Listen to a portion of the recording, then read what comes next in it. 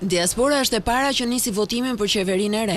Vota e 111 zgjedhësve nga jashtë është nisur me pozë drejt Shqipërisë. Mes tyre është edhe ajo një shqiptari nga Gjermania, që i përket Qarkut Dibër, i cili është i pari që ka shprehur preferencën politike për zgjedhjet e 11 majit. Janë në mbritje për në Komisioni Qendror të Zgjedhjeve 111 zarfa, pra 111 votues të cilët kanë votuar, kanë njoftuar të themi me telefon postierin e DL-s për ta tërhequr dhe është tërhequr ky zarf. Komisioneri Ilirian Celibashi gjatë një bashkëbisedimi me gazetarët sqaroi se metodologjia e gjurmimit të votuesve nga postieri ka ndryshuar.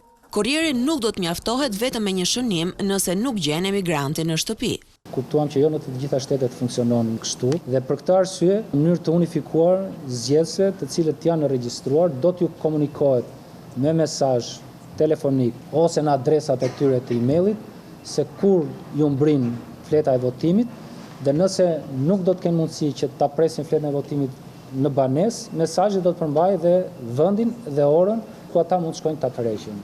Nisja e votimit nga jashtë u shoqërua me hije dyshimi nga demokratët, të cilët denoncuan rrezikun për votim të dyfisht, pasi ishin prodhuar më shumë zarfe B se numri i zgjedhësve. Mund të prodhoheshin edhe 1000 zarfa B për një votues. Zarfi B e merr vlerën kur futet në sistemin e KQZ-s. Dhe nëse për një zgjedhës është printuar më shumë se një zarf B, në sistemin e KQZ-s ngarkohet vetëm njëri. Ne kemi patur komunikimet me përfaqësues Partisë Demokratike, janë sqaruar.